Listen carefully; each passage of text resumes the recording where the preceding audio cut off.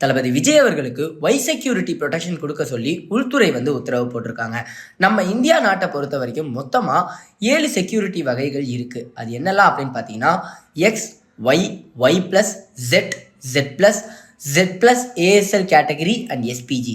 இதில் எஸ்பிஜி பொறுத்த வரைக்கும் இது பர்டிகுலராக பிரைம் மினிஸ்டர் அவர்களுக்கு மட்டும் கொடுக்கப்படுற ஒரு பாதுகாப்பு வகை. இதை பற்றின டீட்டெயில்ஸ் ஆகட்டும், இல்லை யாரெல்லாம் அதில் இருப்பாங்க அப்படிங்கிறதா இருக்கட்டும், எப்போவுமே ப்ரைவேட்டாக தான் வச்சுருப்பாங்க. அண்ட் எக்ஸ் கேட்டகரி ப்ரொடெக்ஷன் பொறுத்த வரைக்கும் 2 பேர் நம்மளோட ப்ரொடெக்ஷனுக்காக வருவாங்க.